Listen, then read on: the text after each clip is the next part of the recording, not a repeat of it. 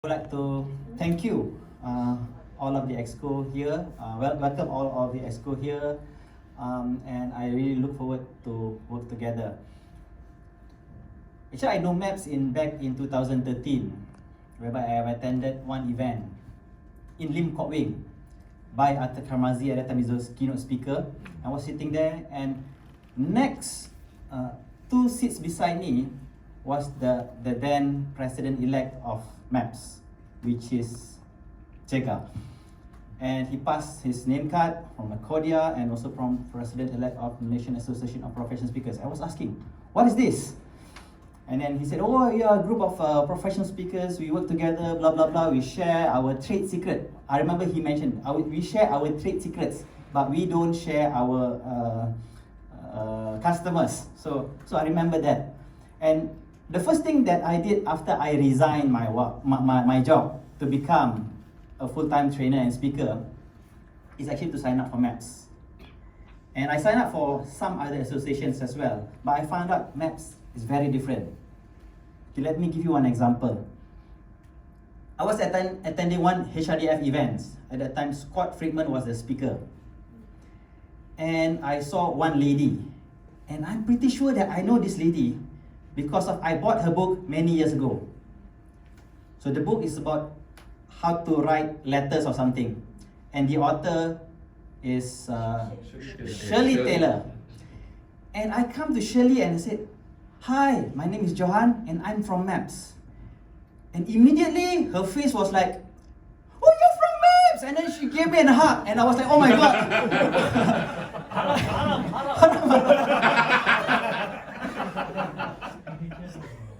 Okay, but at that point of time, I noticed that MAPS, the name MAPS, is not just an association. It carries with it some level of prestige, some level of respect, not only from local, but also international. And from that moment on, I know that MAPS is the things that I really need to associate with, because of if I were to build my brand internationally.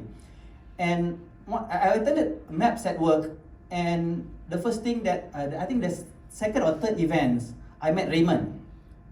I've been following Raymond for so many years from his BFM radios, and I know that he's also doing some training. I've been to his website to stop.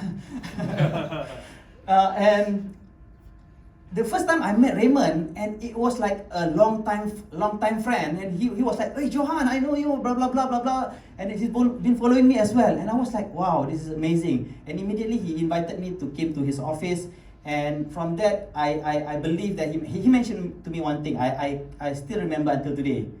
So he said that my passion is actually to mentor young people like you. And he said that, no, maybe you think that one day you become my competitor, but that is not the matter. What's matter is I wanted to mentor some young people like you, and I've been receiving a lot of value from that relationship, and that really kicked off my journey as a professional speaker. I begin from zero. I wasn't a trainer, a speaker before I quit my job, but that really launched my career in professional speaking. And I never thought that I'm going to serve as the exco until Jega immediately, there was a vacancy at that time. Jega invited me to become the treasurer. I have no idea. I was an engineer. I'm not good in accounting numbers or all this, but I just took up the challenge, and I'm glad I did that, because once I run my business, at least I know what is payment voucher. I know, I understand what is debit, credit, and things like that. So it wasn't easy, but I'm really grateful for that, because I grow from that journey. Okay, that was the past, and I'm really grateful for Jonathan, for Datuk Lawrence, for Jega, for knowing people like Purpal, and I think so many of you, if I were to mention. But moving forward, these are the three things that I think MAPS should focus on. I think we need to focus. We need to do a lot of things, but I think there are three things that I think we should focus on. I call it acronym MSI. M is membership, S is standard, and I is international. So these are the three focus areas that I think we all, I think after this we're going to discuss with all the new exco lineup that we need to focus on. Membership. I think the only way for us to boost membership is actually by giving value to members. And one of the best way is actually like what Rajesh said, Maps at Work or events. That is the best way to give value to members. Because I learned a lot from all speakers. Because in Maps, this is the only place where speakers share their trade secrets so that we can learn from each other, and actually we healthily compete in a healthy environment. So that is something that you cannot get in other associations. That's number one. And I myself, I'm a Malay, and I don't want to be racist here, but I don't see many Malays people in Maps. And I think I have to be blamed because I didn't invite enough of my friends, or I didn't try enough. So I think that is part of it is my role to actually bring more members. Maybe they are not aware, or maybe they haven't been invited. So I think boosting members is one of the key things. Yes. Number two is for membership. I think members should be given a lot of priorities in whatever activity that we do. I give you a simple example. Our website should we should put members front. The current one, I think we have Exco and past president on top. I think that shouldn't be the thing. Exco, I'm sorry for this current Exco. I think we should be at the behind. So they have to click about or whatever, then they can see our names. But the landing page we should showcase our members. And as much as possible, we want to give that kind of value to members so that members, when members are happy, and then we can get even more members. Okay, and also in membership also I think automation is very, very important. I've discussed with Angeline while doing all these reports. He got a lot of ideas on how to do automation. So that's why I think she's the one that might be the best to lead the VP of membership. Okay, standards. Maps already have standards, and I am actually tired of going through HRDF and fighting. We want to increase our rates, we wanted to do this, we wanted to do that. I think we should not play in that league. I think we already have certain level of standard. We look at our past presidents, where they are. They are doing it international level. They are doing it like charging premium. This have been, I think, been shared. How to do it? I think Raymond already shared how to do a premium program. I think we should even focus more on that. And one of the things that I think we didn't really look into thoroughly is actually the 8 competencies of professional speakers. And if I were to do test today, please fill up what are the 8 competencies. I think most of us might not get it right at least. So 8 competencies is something that I think after this we have to talk on again and again and again and again, and to make sure that we are really competent in these 8 competencies so that we can run a real speaking business. We don't have to reinvent the wheel. We don't have to figure out how to build that business, but we just have to follow these 8 competencies. I believe that all of our members, we can enjoy a very good speaking business. So that's about standards. And I also believe that we should take up more CSPs. We only have 4 CSPs. I wanted to be the number 5, but I think due to COVID, I remember I have a conversation with John how to become CSPs, and I believe we need to do awareness to our members as well. How can we become CSP? I think Raymond did a talk, but I think most of us already forgotten. Maybe we need we need more awareness on how to be CSPs, and so that we are recognized. Maybe the market doesn't recognize, but enough of us are CSPs, then market will start to recognize. And once we have CSPs, we can develop our local, maybe MSP or something like that, because also to mirror the CSPs. Okay, that's number 2, standards. Okay, number 3, international.